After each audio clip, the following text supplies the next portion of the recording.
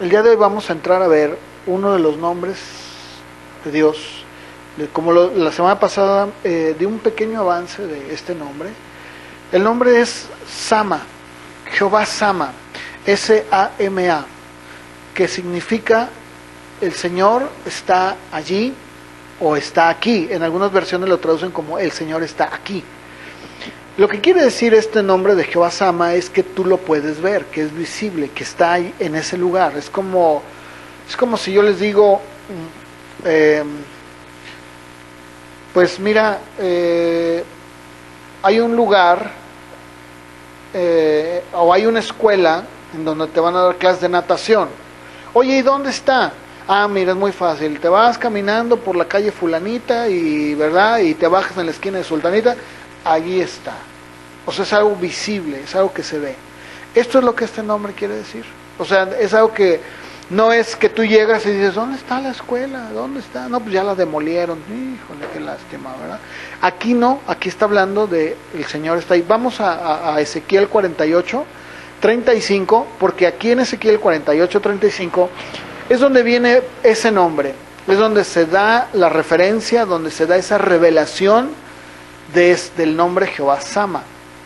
Y es a Ezequiel, al profeta Ezequiel, a quien se le da este nuevo conocimiento, o más bien esta revelación del nombre de Jehová Sama. En Ezequiel 48, 35, dice, todo el contorno, está dando una descripción, por cierto, Ezequiel, en el contexto, del nuevo templo. Para entender un poquito mejor esto, a Ezequiel, al profeta Ezequiel, se le muestra un nuevo templo, muy distinto al que en el tiempo del Antiguo Testamento se conocía, al templo de Salomón, muy distinto, medidas muy distintas. Al final, ya prácticamente de su libro, se le muestra a él una revelación increíble de este templo, y se le dice, por parte de Dios, que el contorno de este templo tendría 18,000 cañas, 9,000 metros. Esto que nombra aquí de cañas era una medida que se usaba anteriormente, pero ya traduciendo, haciendo el equivalente a nuestros días, serían 9,000 metros. Y dice, y desde aquel día el nombre de la ciudad será, y ahí viene el nombre, Jehová Sama. En algunas dice, el Señor está aquí, aquí habita. En la Reina Valera dice que va allí. Ok, en cualquiera de los dos casos no importa, porque lo que está hablando es de que tú puedes verlo, o sea, ahí está. Hace un momento daba un ejemplo, yo puedo decir el edificio que tenemos aquí enfrente de la Universidad de Guadalajara, el Paraninfo, es un edificio de, ¿cuántos pisos tiene? Bueno, tiene un buen número de pisos, y yo puedo decirle a Charito, mira Charito, si me preguntara ella, oiga, el Paraninfo, las oficinas de la Universidad de Guadalajara, yo fácilmente puedo señalarla con mi dedo y decirle, allí está, ¿verdad? O sea, es algo que no hay forma de que te pierdas. Eso es lo que está diciendo este nombre. Allí está, Dios está ahí. Ahora, ¿qué tiene que ver este nombre con nosotros? Bueno, para empezar, esto que se le revela a Ezequiel era una promesa hecha por Dios, en primer lugar, para Israel, en donde había una promesa de Dios que Él restauraría el templo, que todo el sistema como lo había conocido Él y como lo habían conocido los judíos iba a cambiar por completo. Dios le está diciendo, ¿ves todo esto? Eso va a acabar y va a entrar un nuevo sistema, un nuevo orden con medidas muy distintas. Y lo más significativo de esto es que tú vas a poder ver a Dios. Ahí va a estar, Jehová Sama. No era como en el tiempo en el que venían con los sacrificios y decían, ¿dónde está? Bueno, pues ahí está el arca, pero yo quiero ver a Dios. Ahora dicen, no, ahora todos lo verán. Sabrán que ahí está. No hay lugar a dudas. Nadie va a poder decir, pues no lo veo. Eso es lo que estaba diciendo. Pero también quiere decir, o también nos habla a nosotros el día de hoy, de una manera muy precisa de lo que Dios tenía en mente para nuestros días. Ahora, esto todavía no se cumple. todavía no se cumple. Algunos han dicho que, por ejemplo, ustedes saben que actualmente en Israel el pueblo judío no tiene templo. Lo único que tienen es un muro que quedó, una pared de ladrillos de lo que fue el templo de Salomón, a donde van y le llaman el muro de los lamentos. Ellos ahí oran en ese templo, perdón, en esta barda. Pero un día ellos están esperando poder otra vez construir el templo de Salomón. Algunos han dicho, aunque esto no está confirmado, algunos han dicho que van a tomar los planos de la visión de Ezequiel, pero esto no podría ser, porque tan solo el entorno son 9,000 metros. Eso es un terreno muy grande. Entonces no puede ser. ¿De qué está hablando entonces? Bueno, podemos entonces decir que está hablando de la Nueva Jerusalén, la que vio Juan. Y dijo, yo vi a la Nueva Jerusalén descender del cielo. ¿Ok? Está hablando de un futuro. Es algo que todavía no se cumple, que un día se va a cumplir. Pero otra vez, entonces, ¿este nombre en qué es relevante para nosotros? Vamos a verlo. Porque sí es muy relevante. Miren, allí mismo en Ezequiel, pero ahora en el capítulo 8, si me acompañan por favor, voy a leer Ezequiel 8, empezando por el verso 1.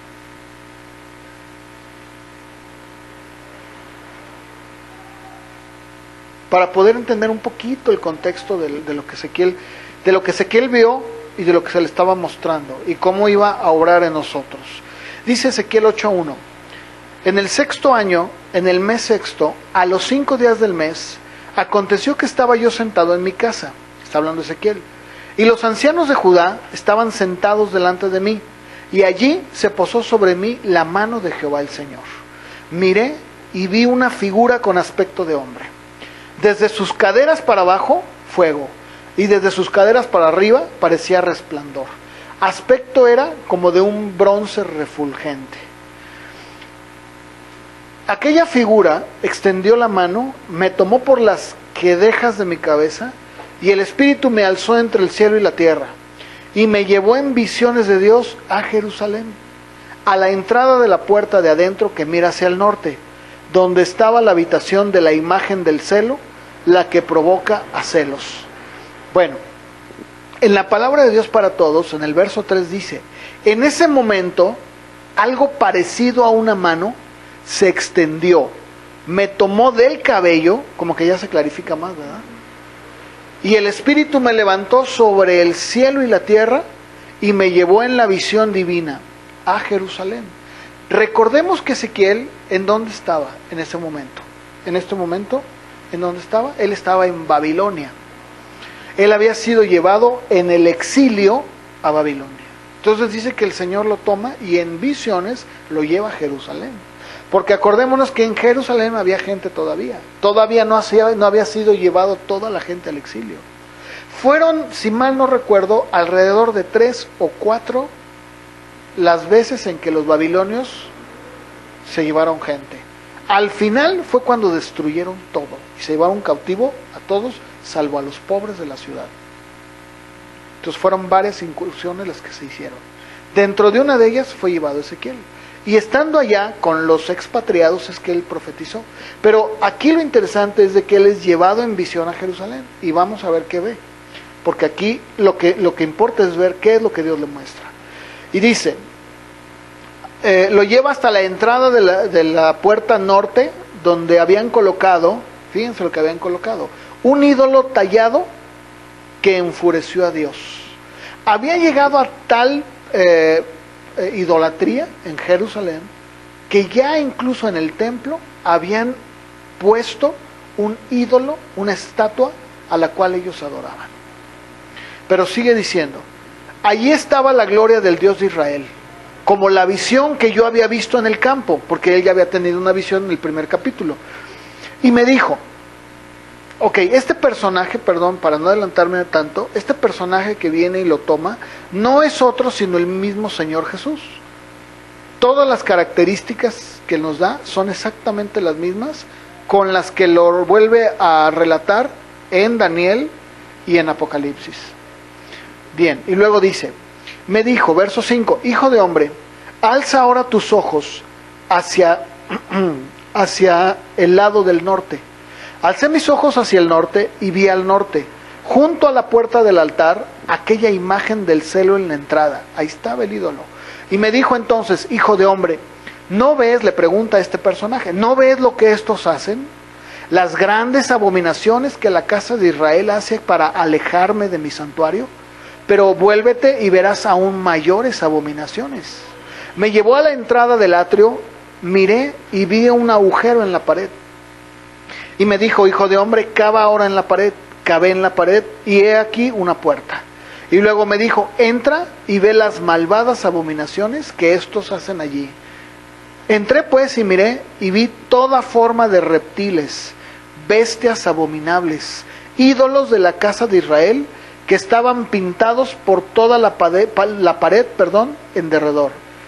Y delante de ellos había 70 hombres de entre los ancianos de la casa de Israel.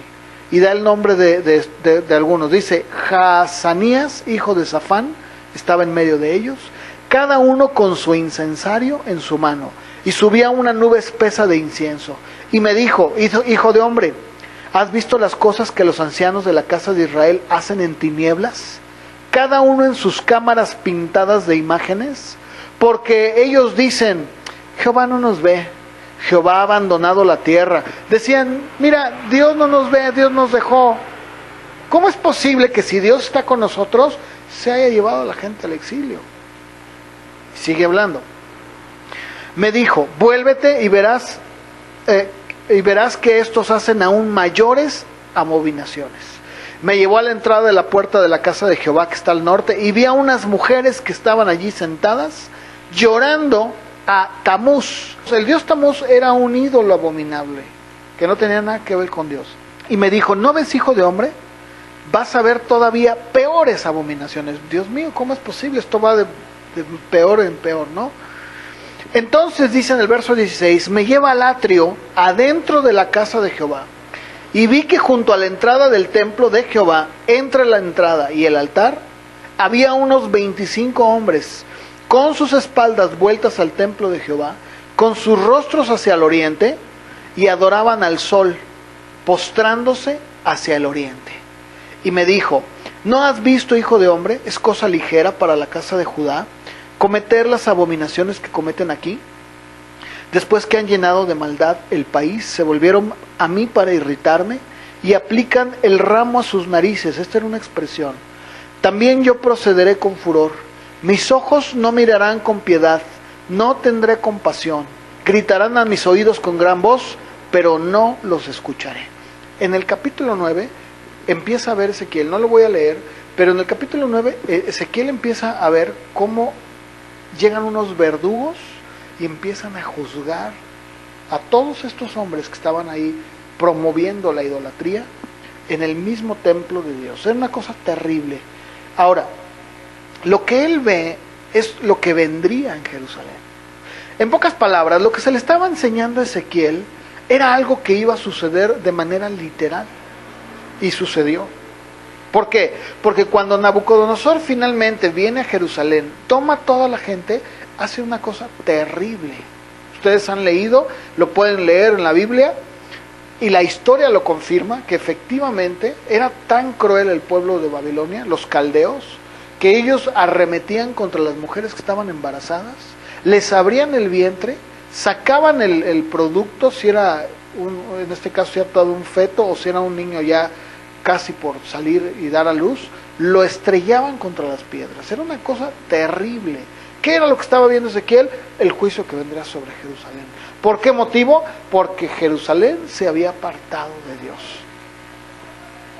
Ahora, Dios tenía un pacto con ellos, y la pregunta es: ¿qué tenía que ver todo esto con nosotros? Bueno, mucho.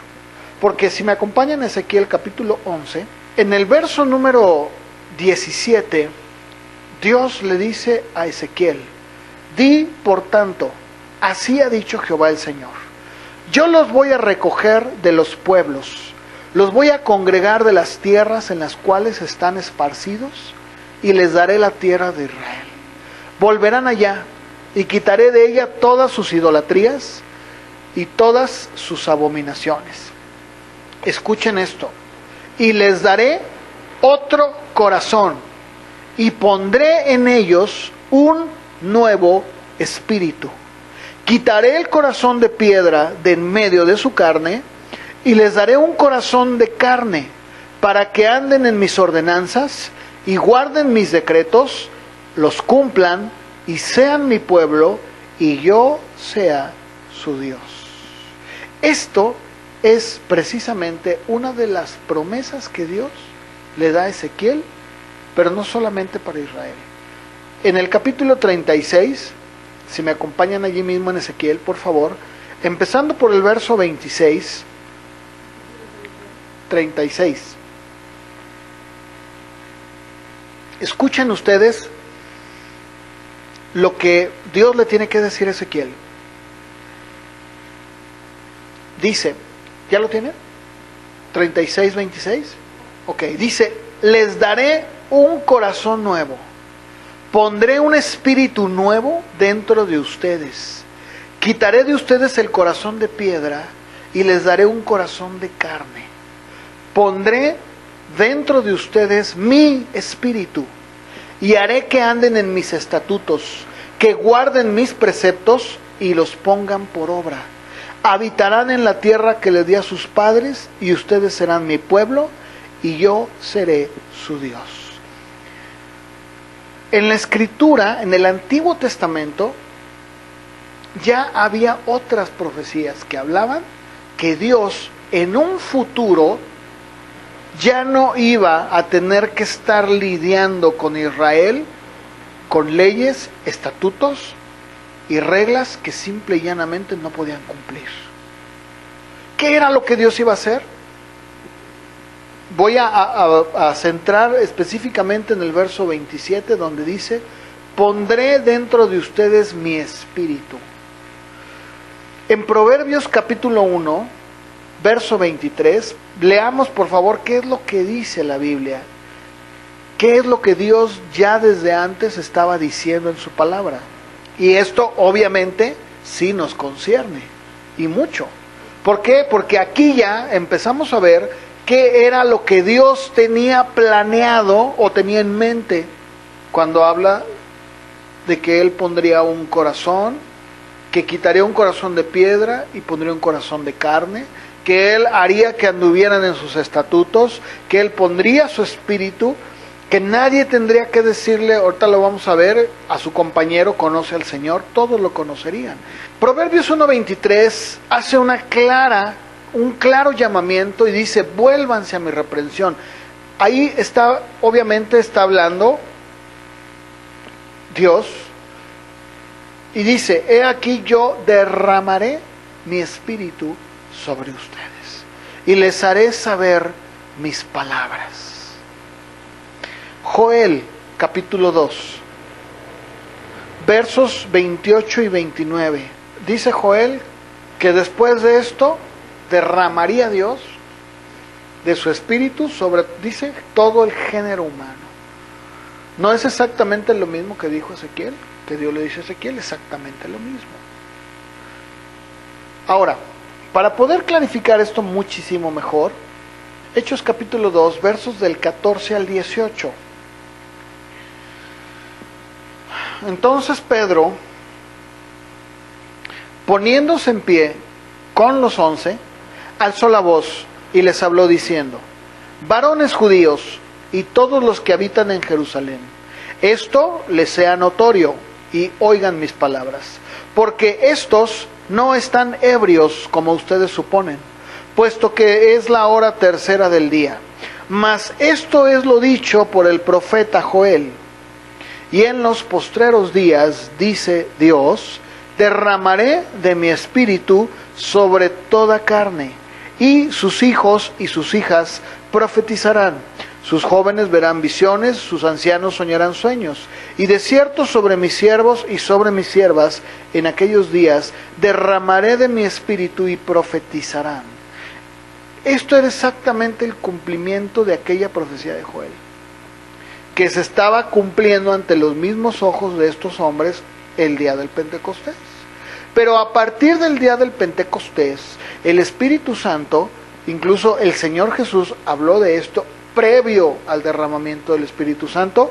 En Juan 14, versos del 15 al 17, Él todavía antes de morir, cuando estaba en la tierra, Él dijo: si me aman, guarden mis mandamientos. Y yo rogaré al Padre y les dará otro Consolador, para que esté con ustedes para siempre. El Espíritu de verdad, al cual el mundo no puede recibir, porque no lo ve ni lo conoce. Pero ustedes lo conocen, porque vive con ustedes y estará en ustedes. Y después en el verso 26 lo vuelve a clarificar y dice: el Consolador, el Espíritu Santo, a quien el Padre enviará en mi nombre, Él les enseñará todas las cosas y les recordará todo lo que yo les he dicho. ¿Te das cuenta cómo va tomando sentido? ¿Te das cuenta cómo aquello que Dios le muestra a Ezequiel empieza a cobrar un significado para nosotros el día de hoy? Después, en el capítulo 15 del mismo Evangelio de Juan, pero en el verso 26, o sea, Juan 15, 26, nuevamente dice el Señor Jesús: pero cuando venga el Consolador, a quien yo enviaré del Padre, el Espíritu de verdad, el cual procede del Padre, Él dará testimonio acerca de mí. Una vez más, en el capítulo 16 del mismo Juan, pero en los versos 13 y 14.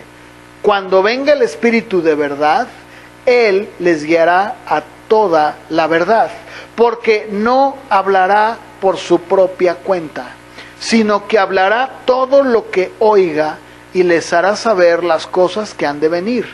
Él me glorificará, porque tomará de lo mío y se los hará saber. ¿Se dan cuenta cómo esto que Ezequiel veía era precisamente algo que se veía a futuro?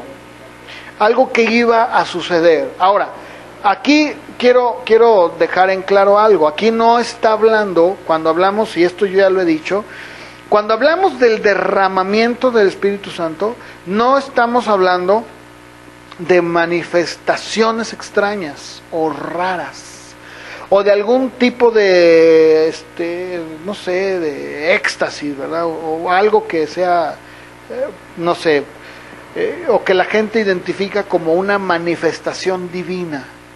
Porque la Biblia es muy enfática y clara que cuando habla del Espíritu Santo viniendo a la vida del creyente, es porque lo hace cuando el creyente reconoce, admite su condición ante Dios de pecador y reconoce su necesidad de Él. Entonces, cuando esa persona tiene ese entendimiento por el Espíritu Santo de su condición y su necesidad, el Espíritu Santo le trae a convicción y por lo tanto a una subsecuente regeneración. Eso es lo que el Espíritu Santo hace. No tiene nada que ver con una manifestación. Tiene que ver más bien con la obra del Espíritu Santo puesta en el corazón del creyente cuando éste le conoce. En el mismo Juan, pero en el capítulo 7, en el verso 38 y 39, miren, esto va a ir clarificándose un poquito mejor. De un momento no puedo dar todo, porque es un poquito amplio, pero vamos a ir entendiendo mejor y se van a ir dando cuenta cómo este nombre era tan importante. En Juan 7, 38 y 39 dice: el que cree en mí, eso es Jesús hablando, como dice la Escritura, de su interior brotarán ríos de agua viva. Esto dijo, aquí lo aclara Juan, esto dijo del Espíritu que habían de recibir los que creyeran en Él, pues aún no había venido el Espíritu Santo porque Jesús no había sido glorificado. Y luego en Lucas 24, 49, dice: pero ciertamente yo enviaré la promesa de mi Padre. Aquí está Jesús hablando con los discípulos. Dice: yo la voy a enviar sobre ustedes, pero quédense en la ciudad de Jerusalén hasta que sean investidos de poder desde lo alto. Esto claramente habla de manera directa a los discípulos. Dice, espérense ahí. Cuando el Espíritu Santo es derramado en el Pentecostés y después, unos años después, en la casa del centurión, una vez que el Espíritu ha venido al mundo, está en el mundo. No es forma de decir, bueno, va y se viene, eso era antes en el Antiguo Testamento. Precisamente por eso es tan importante entender esto que Ezequiel dice. ¿Por qué? Porque le estaba hablando de cómo sería la nueva condición ahora en el hombre. ¿Cómo sería? Pero no solamente le dijo esto, sino que también en los profetas ya se había hablado acerca de esta nueva revelación de Jehová Sama. En Jeremías capítulo 32, del verso 36 al 41, con todo, ahora dice, así dice Jehová, Dios de Israel, a esta ciudad, de la cual dicen ustedes, entregada será en mano del rey de Babilonia a espada, a hambre y a peste. Yo los reuniré de todas las tierras a las cuales los eché con mi furor, con mi enojo y mi gran indignación. Los haré volver a este lugar, los haré habitar seguros, y ellos serán mi pueblo y yo seré su Dios. Y escuchen ustedes el verso 39. Les daré un corazón y un camino, de tal manera que me teman por siempre, para bien de ellos y de sus hijos después de ellos. Haré con ellos un pacto eterno. ¿Cuál sería este pacto? Que no desistiré de hacerles bien. Pondré mi temor en el corazón de ellos para que no se aparten de mí. ¿Te fijas? Y después, un capítulo antes, en el capítulo 31 del mismo Jeremías, 31, ¿lo tienen? Nuevamente le dice el Señor a Jeremías, vienen días en los cuales haré un nuevo pacto. Grábate esa palabra, nuevo pacto. ¿Cuál era el pacto antiguo? El que Ezequiel había visto. Ese que se manchaba de idolatría, ese que no hacía que cumplieran, ese que no podía, que la gente la incapacitaba. Y dice, viene un nuevo pacto con la casa de Israel y con la casa de Judá. Verso 32, no como el pacto que hice con sus padres el día en que tomé su mano para sacarlos de la tierra de Egipto, porque ellos invalidaron mi pacto, aunque yo fui un marido para ellos, dice Jehová. Escuchen, verso 33, pero este es el pacto que haré con la casa de Israel después de aquellos días, dice Jehová. Pondré mi ley en su mente y la escribiré en su corazón. Yo seré su Dios y ellos serán mi pueblo. Y no enseñará más ninguno a su prójimo, ni ninguno a su hermano, diciéndole, conoce a Jehová. Todos me conocerán, desde el más pequeño de ellos hasta el más grande, dice Jehová, porque perdonaré la maldad de ellos y no me acordaré más de su pecado. ¿Te fijas cómo va cobrando un sentido? Vamos entendiendo mejor qué era lo que Dios estaba hablando. En contraste con el pacto mosaico en el que Israel y Judá fallan, o Israel como nación, Dios promete un nuevo pacto para que todos aquellos que quieran participen del mismo. O sea, experimentar la salvación. El cumplimiento de ese pacto se le estaba dando a individuos al mismo tiempo que a Israel como nación. De hecho, Israel como nación no lo ha podido experimentar ni lo va a poder experimentar hasta después. Pero la Biblia dice que nosotros sí lo podemos ya experimentar. Jesús en Lucas 22:20 habló de este nuevo pacto. Lo dejó muy en claro y lo estaba abriendo este nuevo pacto que el mismo Señor Jesús, con su sangre, con su muerte en la cruz, estaría dando por caduco el antiguo y diciendo, de hoy en adelante hay un nuevo pacto, cual yo lo estoy con mi sangre, con mi cuerpo, con mi sacrificio en la cruz, Estoy dando la entrada para que todo aquel que crea en mí pueda tener este pacto. ¿Y cuál es ese pacto? Que pondré mis leyes, pondré mis estatutos, pondré mi espíritu en quien sea, y no habrá necesidad que diga, ¿cómo puedo conocer a Dios? Me van a conocer.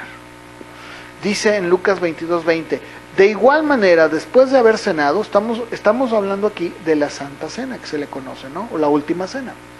Tomó la copa y dijo, esta copa es el nuevo pacto en mi sangre, que por ustedes se derrama. Este es el nuevo pacto.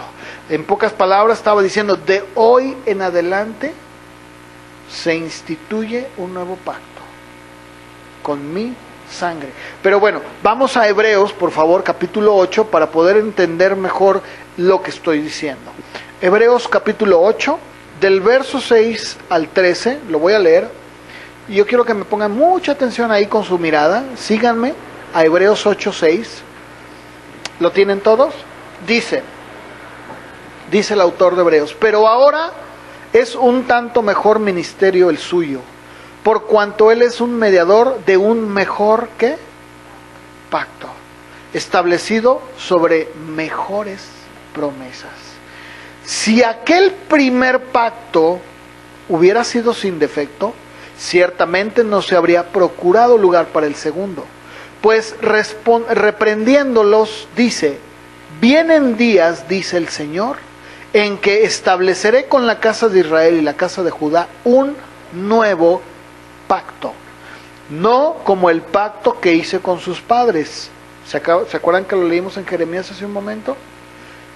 El día en que los tomé de la mano para sacarlos de la tierra de Egipto, y como ellos no permanecieron en mi pacto, yo me desentendí de ellos, dice el Señor. Por lo cual, dice el escritor de Hebreos, este es el pacto, sigue leyendo el escritor de Jeremías. Este es el pacto que haré con la casa de Israel después de aquellos días, dice el Señor. Pondré mis leyes en la mente de ellos y sobre su corazón las escribiré. Seré a ellos por Dios, ellos me serán a mí por pueblo. Ninguno enseñará a su prójimo, ni ninguno a su hermano diciendo, conoce al Señor. Todos me conocerán, desde el menor hasta el mayor de ellos, porque seré propicio a sus injusticias, y nunca más me acordaré de sus pecados ni de sus maldades. Y dice ahora sí el autor de Hebreos, al decir nuevo pacto, ha dado por viejo al primero, y lo que se da por viejo y se envejece, está próximo a desaparecer.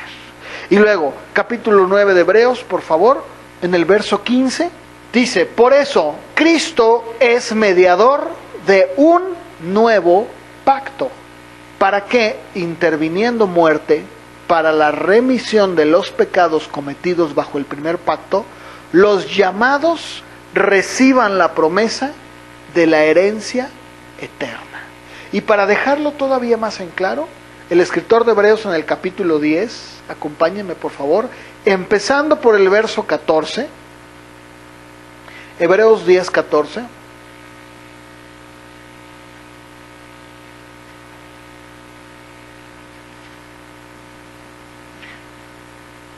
Dice, y así, con una sola ofrenda, hizo perfectos para siempre a los santificados. El Espíritu Santo nos atestigua lo mismo, porque después de haber dicho, este es el pacto que haré con ellos después de aquellos días, dice el Señor, pondré mis leyes en sus corazones y en sus mentes las escribiré, añade, y nunca más me acordaré de sus pecados y transgresiones. Y luego en el capítulo 12, verso 24 del mismo Hebreos, dice, Jesús, el mediador del nuevo pacto, y a la sangre rociada que habla mejor que la de Abel. ¿Vamos entendiendo esto? ¿Vamos entendiendo lo que está hablando? Y luego dice en el capítulo 13 del mismo Hebreos, capítulo 13 de Hebreos, verso 20, y el Dios de paz, que resucitó de los muertos a nuestro Señor Jesucristo, el gran pastor de las ovejas, por la sangre del pacto eterno. Ahora, para resumir entonces, podemos decir que el propósito de Dios desde antes, incluso de la fundación del mundo, lo dice Pedro, era traer un nuevo pacto basado en su espíritu y en sus leyes en el corazón del hombre, quitando el corazón de piedra, dándole al hombre un nuevo corazón de carne y haciendo por lo tanto una nueva creación que no iba a depender de leyes, estatutos ni de rituales, porque el nuevo pacto había sido ya instituido por Cristo Jesús a través de la sangre. Y luego en Romanos capítulo 7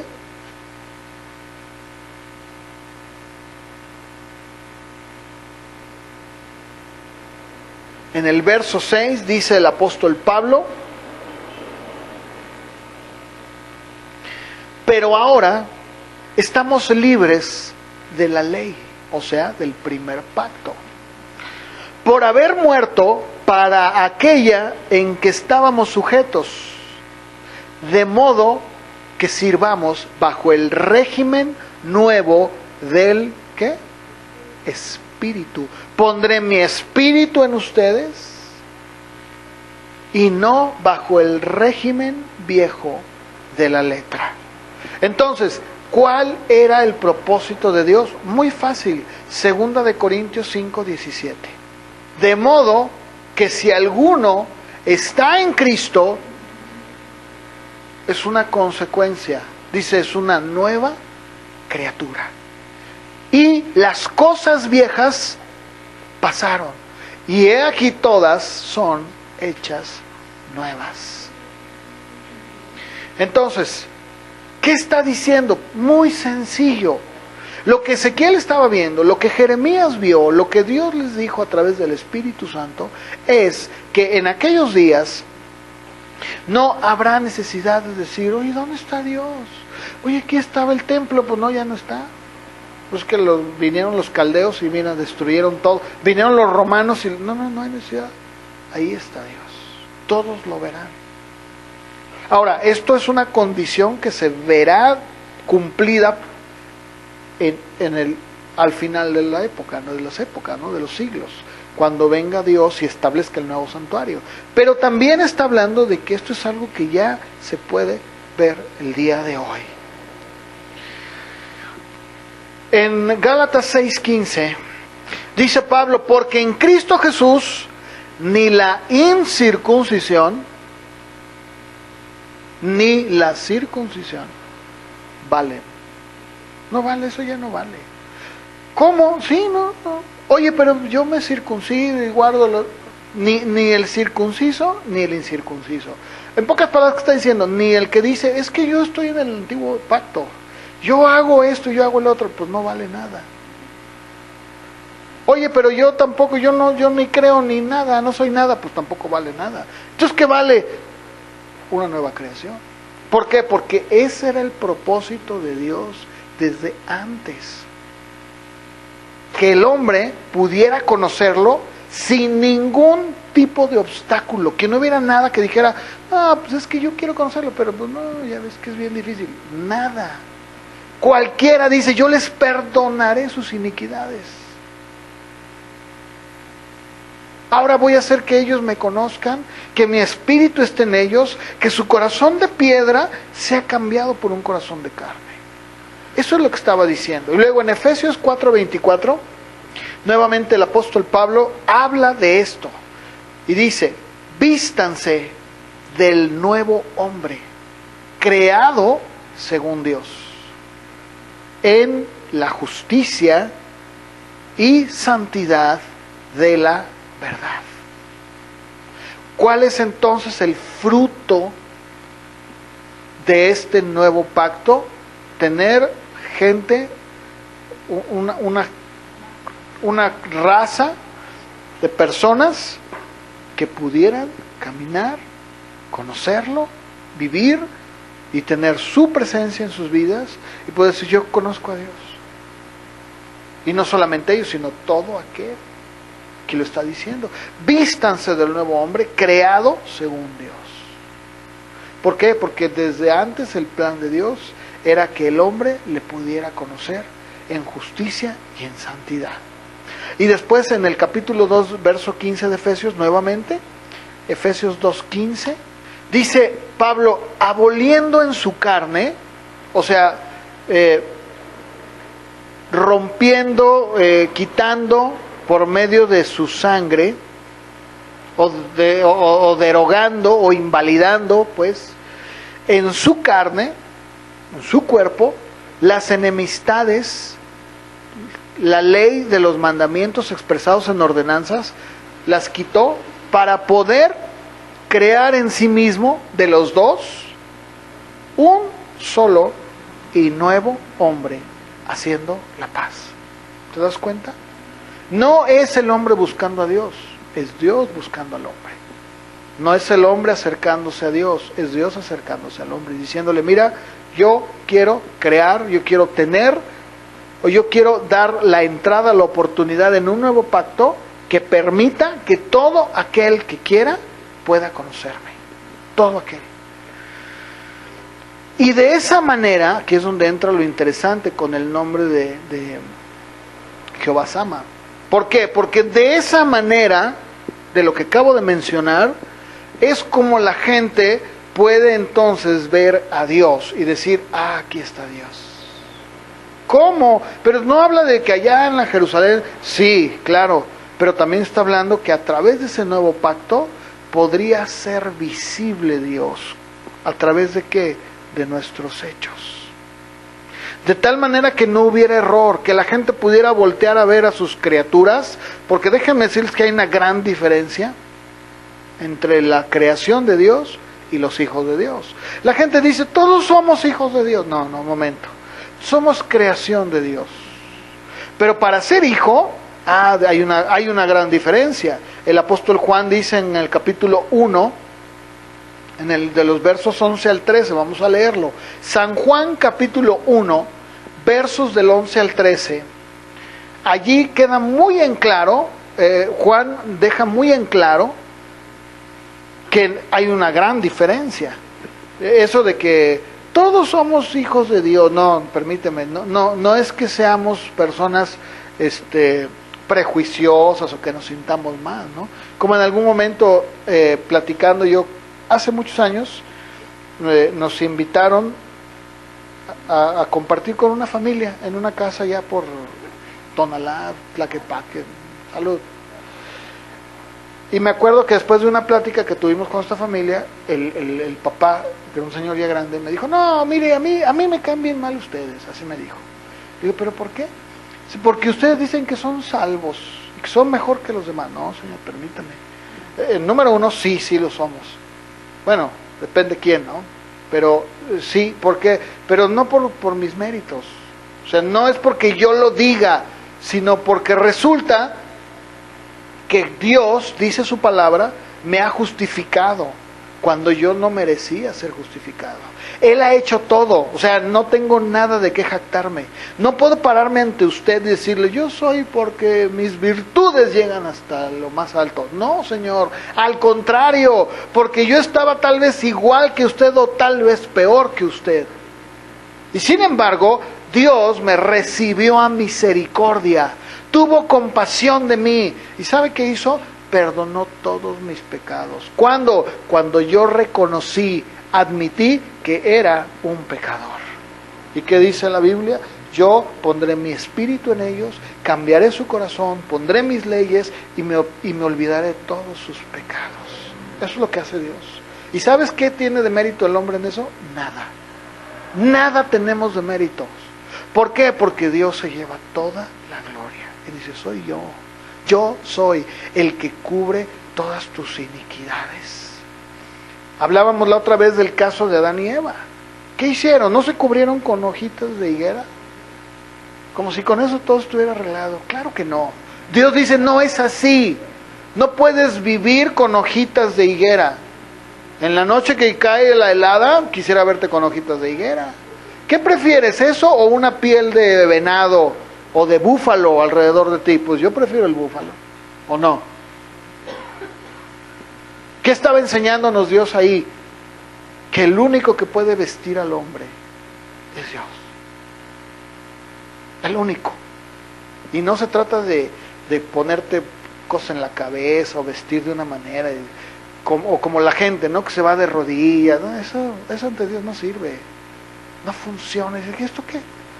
Mira nomás qué devoción. Y ahí va la gente, ¿verdad? Con las rodillas. Ay, ¿y a dónde vas? Voy a darle gracias a Dios. Eso, delante de Dios, son trapos de inmundicia. Dice, no, perdóname. ¿Sabes qué estás haciendo? Estás tomando el sacrificio de mi hijo, su derramamiento y su sangre, y lo estás haciendo, le dice, esto no sirve. No es posible. Dice Juan, a lo suyo vino, y los suyos no le recibieron, mas a todos. ¿Te das cuenta que no dice, más a unos cuantos? Pero bueno, a los que se portan bien. No, a todos los que le recibieron, a los que creen en su nombre, les dio el poder, el derecho, la autoridad de ser hechos hijos de Dios. Y luego lo aclara, los cuales no son engendrados de sangre, ni de voluntad de carne. Cuando dice no son engendrados de sangre ni de voluntad, quiere decir que no son tenidos como una pareja que dice vamos a tener hijos. ¿Cómo dice ahí? Estos hijos no nacieron como nace un bebé, ni por deseo o plan de sus padres, sino que nacieron de Dios. Ahí está. O sea, no es como decir, oye, ¿qué te parece si tenemos, ¿no? Por ejemplo, nosotros cuando pensamos en Epsiba, en la hija menor que tenemos, la planeamos y dijimos, oye, ¿cómo ves si nos aventamos con uno más? Pues tú como, bueno, pues sí, ¿por qué no, verdad? E incluso Laura fue al doctor y le quitaron el dispositivo. Dijo, bueno, pues ya, listo, ¿verdad? Y lo planeamos y dijimos, vamos a confiar en que, bueno, pues ya Dios nos ayudará. Bueno, hay cosas en las que Dios no ayuda, ¿verdad? Eso no necesita ayuda. Eso es algo que ya lo hace uno. Pero vamos, a lo que me refiero es que dijimos, bueno, pues ya lo planeamos y después ¿cuánto tiempo fue, Laura?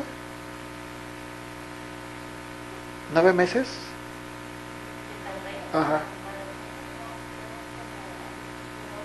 Ah, caray, yo ya no, quién sabe, pensando en qué. Bueno, entonces, a eso está refiriendo Juan. Dice, no, estos hijos no son como los que un padre planea y dice, bueno, no.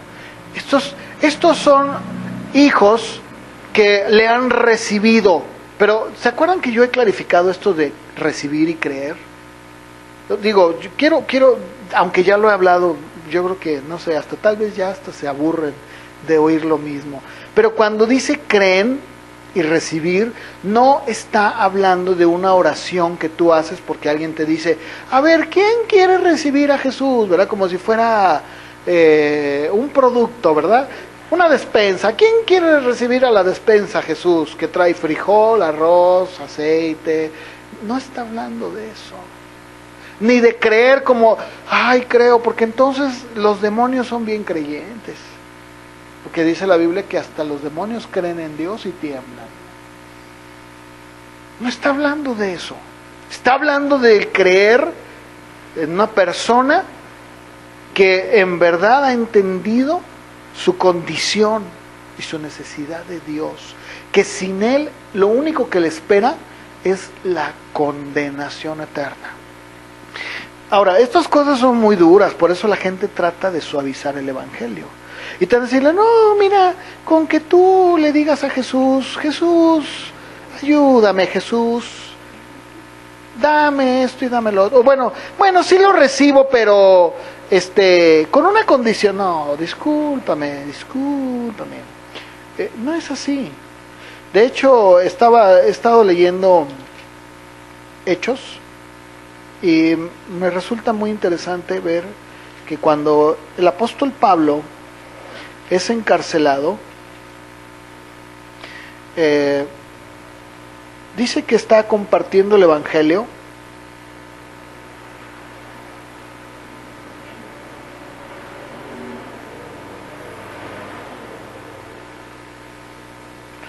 Permítame, por favor, quiero leerlo muy rápidamente, si me lo permiten. Fíjense, acompáñenme a Hechos 24, por favor.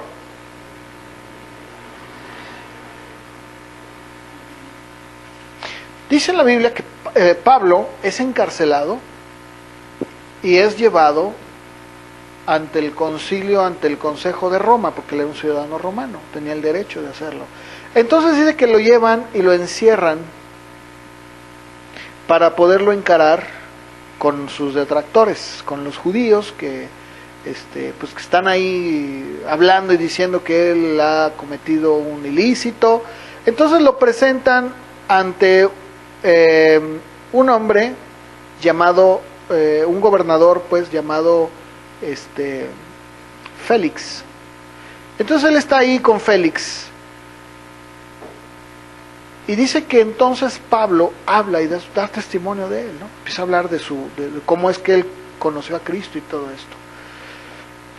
Bueno, y para no hacer largo esto, en el verso 22 dice que Félix, el gobernador, oyó oyó una parte y oyó al otro, ¿no? Oyó a los que le acusaban y oyó también a Pablo. Y dice, entonces, oídas estas cosas, estando bien informado de este camino, o sea, del cristianismo, les aplazó y les dijo, miren, cuando venga el tribuno Lisias, voy a terminar de ver este asunto de ustedes. Entonces, en el verso 23 dice, manda al centurión que custodiaba a Pablo, mandó a un centurión que custodiara a Pablo, pero le dijo que le concediera alguna libertad, que no le impidiera a ninguno de los suyos servirle o venir a verlo.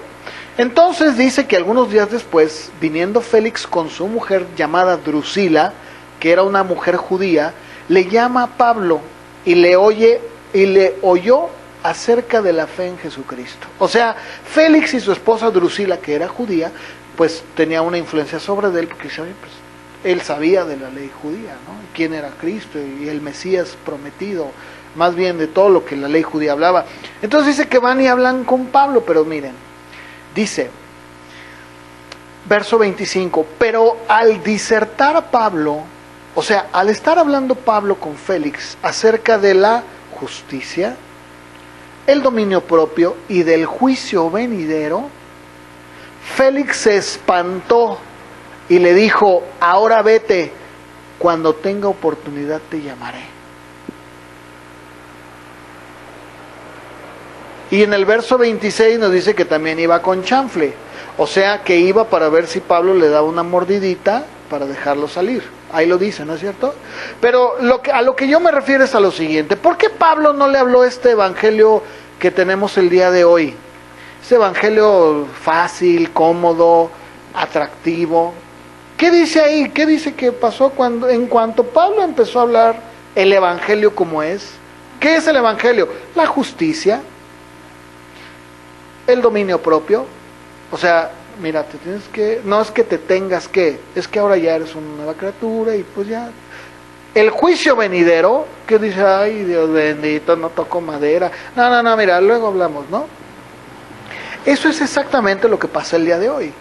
Porque cuando tú le hablas a la gente de un Dios padre, un Dios bonito, un Dios chido, un Dios buena onda, un Dios cool, todos te lo quieren arrebatar de la mano.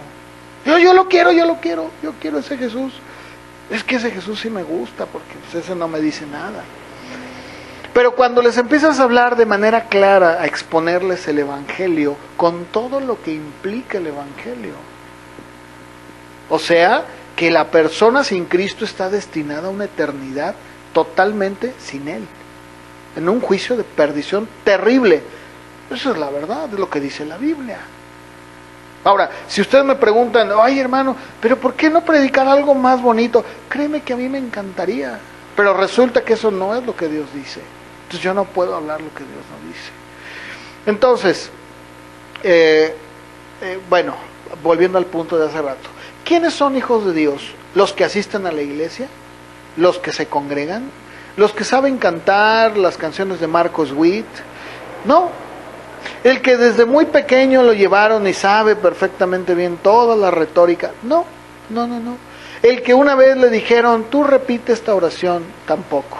Es el que tiene la vida de Dios por medio de la regeneración que el Espíritu Santo hace a través del arrepentimiento. Punto. Esto lo dijo Jesús en Juan 3:3, cuando le dijo a Nicodemo, de cierto te digo que el que no nazca de nuevo no puede ver el reino de Dios. Pero ¿cómo es posible, Mesías o Maestro, cómo un hombre como yo, dice Nicodemo, siendo un hombre ya viejo, puede entrar al vientre de su madre? No, Nicodemo, ni sabes de lo que te estoy hablando. ¿Sí? ¿Estamos de acuerdo? Entonces, ¿qué es lo que Dios tenía en mente? Precisamente esto, una nueva creación. De tal manera que fuera visible, que se pudiera ver, que pudiera la gente observar y decir, ¿dónde está Dios? Allí, allí, allí, allí, allí, allí. Aquí está Dios, aquí está. ¿Cómo? Sí, lo puedes ver. Y me acuerdo que en una ocasión alguien comentó una historia verídica de un misionero que estaba en algún lugar del mundo, no me pregunten dónde porque no me acuerdo. Estaba dándole la clase a unos niños, ¿verdad? Y hablándoles de Jesús. Y uno de los niños levantaba la mano y lo interrumpía y le decía, maestro, a ver, dime, ¿qué pasó? Es que yo conozco a ese hombre que usted dice. Sí, claro, claro, claro, sí, vamos a continuar, ¿verdad? Y otra vez hablaba, y Jesús hizo, y dime, sí, dime. Y yo, es que yo conozco a ese... Entonces ya al final le llama a este niño y le dice, bueno, a ver, dime, ¿cómo es que lo conoces? ¿Cómo lo conoces? Él vive a un lado de mi casa. Entonces, ¿cómo que vive a un lado de tu casa? Sí, ese hombre que lo que usted está hablando, los rasgos, las características, todo lo que usted dice, ese hombre vive a un lado de mi casa. Bueno, y dice esta historia que cuando este hombre va a visitar al niño por curiosidad y a conocer a ese Jesús que el niño decía que vivía a un lado, se da cuenta que a un lado vivía un cristiano. Este niño podía ver a Jesús en su vecino. Él es Jesús. ¿Por qué? Porque actúa exactamente como usted, maestro del misionero, nos lo está diciendo. Ese es Jehová Sama. El Dios que se implanta en la vida del hombre de tal manera que es visible a los demás. Y todo lo demás es puro cuento viejo. Todo lo que te digan que, ay, es que Dios, bien bueno, pero con su vida, dice Tito, vamos a buscar por favor Tito.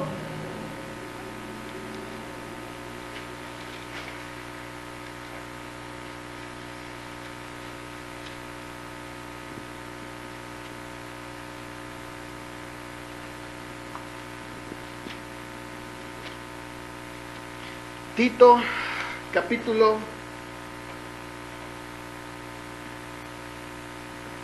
1, verso 16.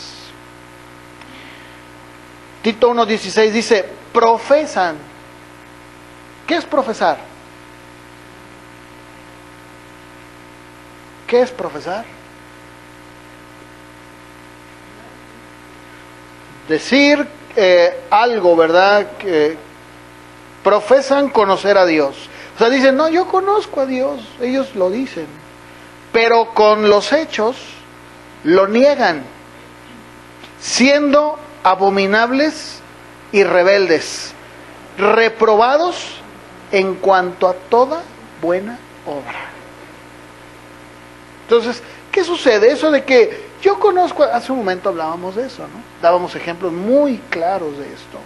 Y decíamos, ¿cuántas veces no hemos escuchado testimonios de personas que dicen, yo hago esto, yo hago el otro, yo hago lo... y al marido no lavan, pero sin ni la ropa interior, ¿eh?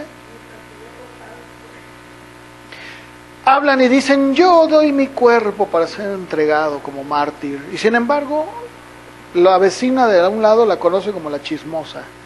¿No es cierto? ¿Qué es lo que realmente importa en esto? Esto es lo que importa. Esto es lo que Dios quería decir. Que pudiera ser visible. Que pudiera verse, que pudiera notarse. No estoy hablando de perfección, somos humanos, sí, pero estoy hablando de que podamos nosotros de nuestra imperfección poder reflejar a Dios, de tal manera que a pesar de nuestros errores la gente diga, mira, sí, pues tendrá errores, pero yo puedo ver en él o en ella a Dios. Yo lo he dicho varias veces, eso que muchas veces decimos es incorrecto. El que decimos, pues no, ve, mira, tú ve a la iglesia, pero mira, de antemano, hay una familia que, ay, son re chismosos, tú no les hagas caso, porque te van a querer preguntar, ¿y por qué vienes? ¿Y quién vienes? ¿Y quién te invitó? No, tú no les hagas, no, es que eso no debería de ser. Ahora yo entiendo que Jesús habló en las parábolas y dijo que es necesario que la cizaña crezca con el trigo, pero entonces hay que decirlo, y que la gente diga, no, permíteme, veme a mí. Pablo decía, imítenme a mí, como yo imito a Cristo. Véanme a mí. ¿No lo decía así? Debe ser igual. Insisto, no estamos hablando de perfección, es un día hasta que nos muramos. Pero estoy hablando que la gente pueda decir, caramba, mira, este hombre, esta mujer, están hechos de otra cosa. Yo no sé qué tiene, pero su vida, sus hechos, su forma de hablar, me hacen ver que es distinto a los demás. ¿No era acaso lo que veían en Daniel? ¿No dice que trataron de una y mil formas de hacerlo caer?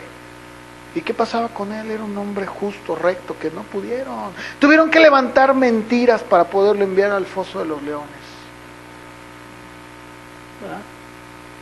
Veíamos el viernes, tú compartías de la justicia de Dios a través de Noé. ¿Por qué dice la Biblia? Noé fue un hombre justo, al cual Dios se agradó en él. Eso es exactamente, de eso estamos hablando. De eso es lo que el nombre de Jehová Sama quiere decir. En Colosenses capítulo 3, verso 9, el apóstol Pablo hace una clara amonestación, no solamente a los colosenses, sino a nosotros también. Y dice, no mientan los unos a los otros, no mientan, habiéndose despojado del viejo hombre con sus hechos. No mientan. Y después, el Señor Jesús, cuando habló precisamente de los hechos que nosotros manifestamos en la casa, en el trabajo, en la calle o con la gente alrededor, el Señor Jesús dijo en Juan 15:8, en esto es glorificado mi Padre. ¿En qué? En que oran por los enfermos y se caen. No, nunca dijo eso.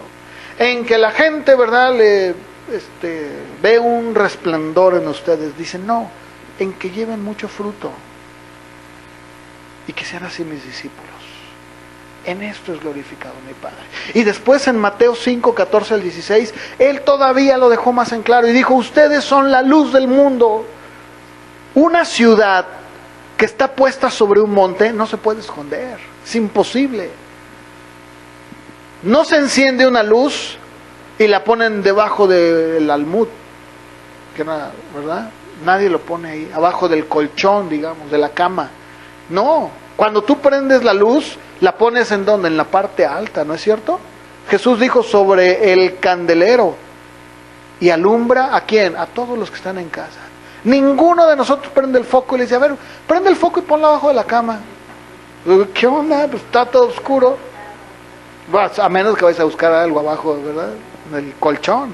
Y luego después dice en el verso 16, así como estoy poniendo este ejemplo, alumbre su luz delante de los hombres, para que vean sus buenas obras.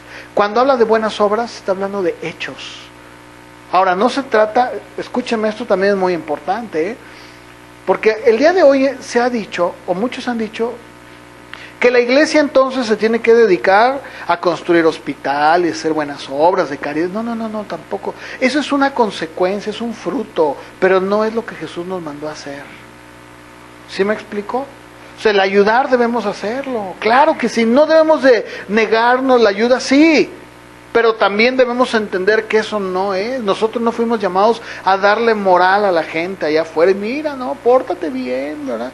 Moralidad no es lo que Dios quiere. Dios quiere hacer una nueva creación, un nuevo hombre. No es que nos convirtamos en AA, en NA y que pongamos los 12 pasos de la iglesia Épsiba. Número 1, ¿verdad? Acepta lo que eres. Número 2, reconoce que hay un Dios supremo. No, eso no es. Fíjense, Filipenses 2:15, por favor, vamos a leerlo.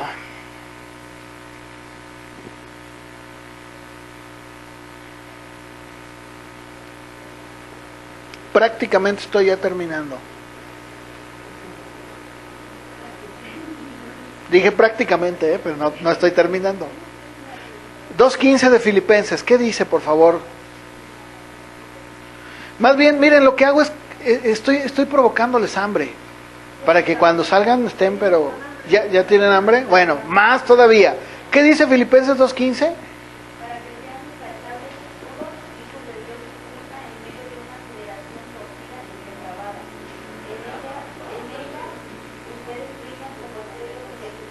¿Qué tal?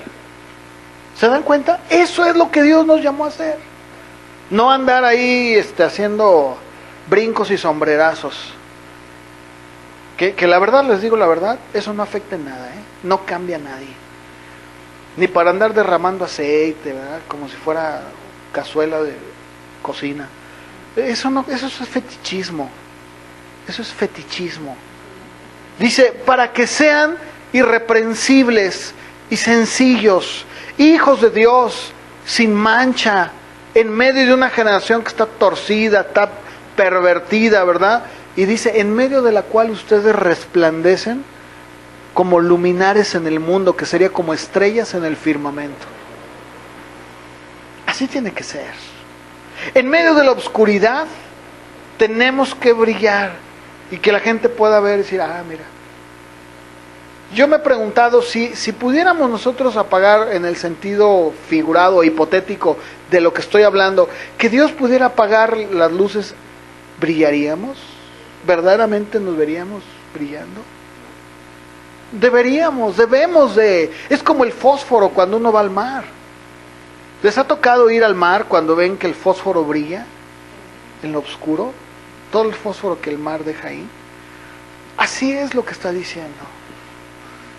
Miren, déjenme leerles, por favor, si me permiten. Déjenme leerles el comentario de un libro de historia de la iglesia cristiana, para que se den cuenta cómo es que el imperio romano fue ganado para Cristo. Lo decía yo en la mañana. ¿Qué veían ellos? Que ni los grandes filósofos griegos, ni el poderío de estas dos culturas unidas, la greco-romana, la griega y la romana, pudieron detener al cristianismo. ¿Qué veían? Déjenme leerles esto. La unificación del imperio y la lengua común koiné, la tendencia monoteística que latía en germen, la elevada moral de los cristianos, sin omitir el ejemplo heroico de los mártires, explica la rápida propagación del evangelio, no su aceptación universal.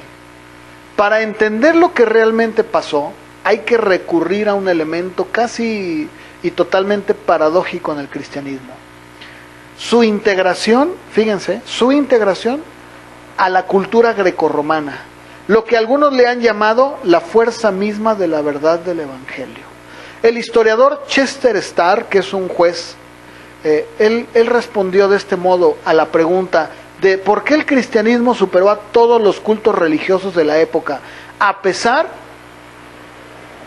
de sus poco atractivos para la masa, ¿verdad? O sea, no era atractivo, pues. Y dice así: por extraño que pueda parecer, aquellos débiles cristianos e ignorantes de los primeros siglos lograron identificarse con la cultura en la que vivían, pero no por ello renegaban de su fe y de su moral. Pagaban el precio máximo de la vida, pero con una honradez intelectual y ética que el día de hoy sigue impresionando. El cristianismo primitivo no fue un movimiento retrógrada que volvió a lo hebreo, o sea, a lo antiguo, y que rechazó lo nuevo, o sea, lo griego, como algunos dicen, sino fue un movimiento enérgico evangélico, de todo lo que era honesto y de buen nombre. Y dice, resulta que de todas las evidencias de la cristiandad, podríamos notar, permítame, ya me perdí. Ya, a ver, resulta de todo punto evidente que la cristiandad fue la heredera de los tiempos, en el sentido de que satisfacía plenamente la necesidad y la demanda espiritual del tiempo en el que surgió. De no ser así, difícilmente hubiera podido convertirse en el dinamismo unificador de un imperio en trance ya avanzado de desintegración. Voy a irme un poquito más abajo porque está largo. Ok, uno de los comentaristas de aquella época era Atenágoras, era un filósofo eminente de Atenas. Él escribió esto al emperador Marco Aurelio y a su hijo Cómodo. Esto es lo que escribe de los cristianos. Hallarás entre nosotros, porque resulta que él, este hombre, filósofo, trató de debatir y de rechazar el cristianismo y se encontró con Cristo. Entonces él dijo, hallarás entre nosotros gente sin letras, artistas, mujeres, ancianos, los que no podrán defender su fe por medio de palabras, pero sus obras demuestran su convicción de la verdad. No saben hacer discursos, pero hacen buenas acciones. Si se les pega, lo soportan. Cuando son robados, no se quejan ante el juez. Dan al que les pide y aman a su prójimo como a sí mismos. Esto era lo que la cultura romana podía percibir de los cristianos.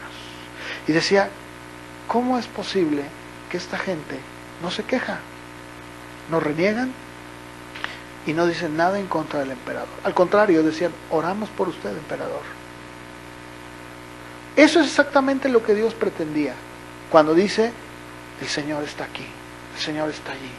Eso era lo que Dios le estaba revelando a Ezequiel. Un día no habrá necesidad de que nadie diga, ay, ¿cómo le hago? ¿Quieres conocerlo? Este es el nuevo pacto. Ahí tengo muchas cosas más que decir, como decía Pablo, pero pues voy a tener que dejarle aquí porque veo que ya no aguantan. Pero bueno, 2, 3 más y ya, ¿no? Y nos vamos. Al fin que luego en la tarde y entre semana ni vienen. Entonces les doy con todo el domingo. Efesios 4:1. Esto es bien importante. Esto no lo quiero dejar por el trasfondo de la etimología de la palabra. Efesios 4:1. Dice Pablo, yo pues preso en el Señor, les ruego que anden como es digno. Fíjense, esa palabra es bien interesante. Digno de la vocación con que fueron llamados. Digno. Y luego en Filipenses 1:27 vuelve a usar la misma palabra. Les pido que se comporten como es digno del Evangelio de Cristo, para que ya sea que vaya a verlos o que esté ausente, oiga de ustedes que están firmes en un mismo espíritu, combatiendo unánimes por la fe del Evangelio.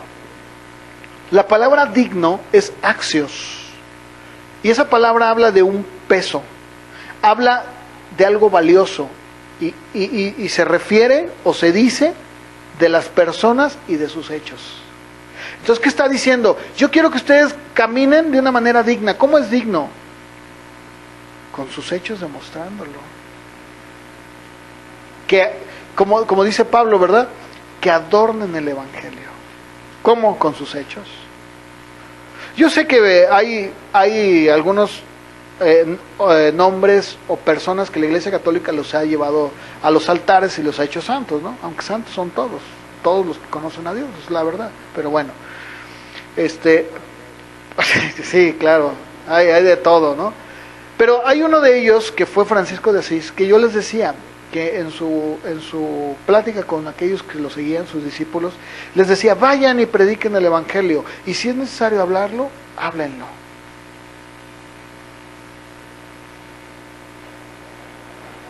Y creo que define muy bien lo que es el Evangelio.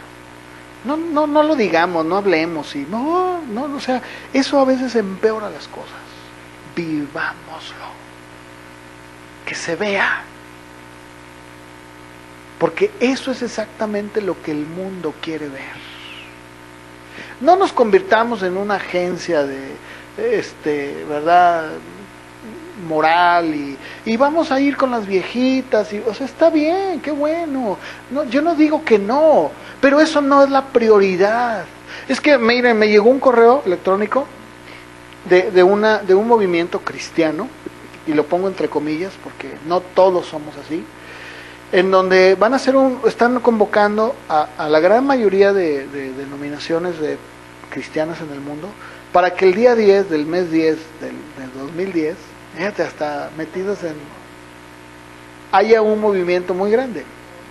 ¿Y cuál es la idea? La idea es que dicen, salgamos a la calle y demostrémosle al mundo, ¿verdad? Limpiemos la calle, pintemos, ¿verdad? Vamos a las escuelas. ¿Saben que eso no es lo que Dios nos mandó a hacer?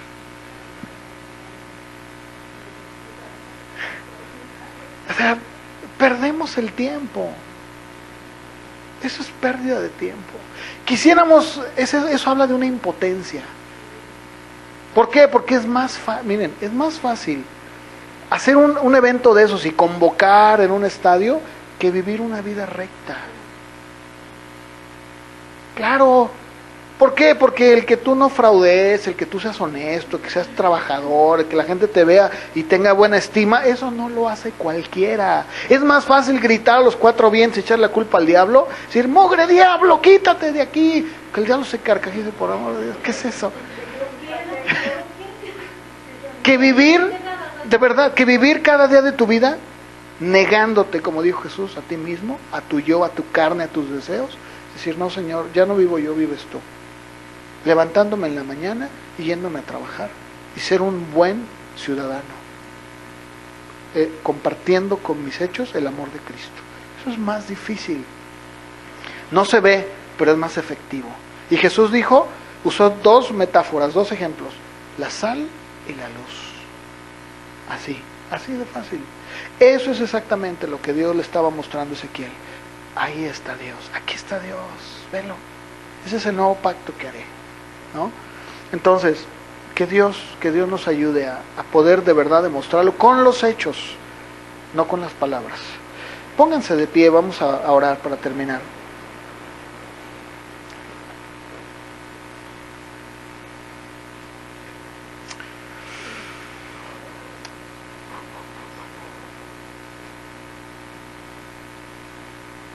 Señor, te damos gracias.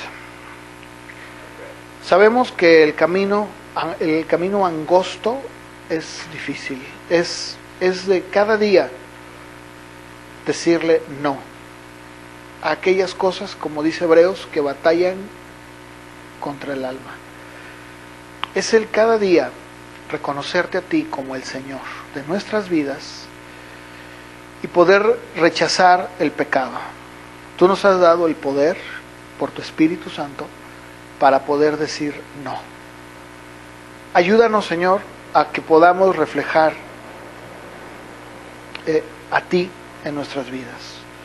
Y que tal vez el día de mañana, cuando muramos, tal vez no tengamos una placa conmemorativa o no haya cifras escandalosas que digan que fuimos grandes, llenábamos estadios, pero que fuimos personas discretas, que muchos pudieron ser contagiados y verte a ti a través de nosotros. Eso es lo que realmente importa. Al menos ante tus ojos, eso es lo que importa. Ayúdanos a darle ese valor. Todo lo demás, Señor, dice Pablo, si yo doy mi cuerpo para que sea quemado y doy todos mis bienes, de nada me sirve. Ayúdanos a vivir cada día de esa manera, Señor. Te lo pedimos, Padre, en el nombre de Jesús. Amén. Bueno, pues que Dios los bendiga y que traigan la botana porque ya les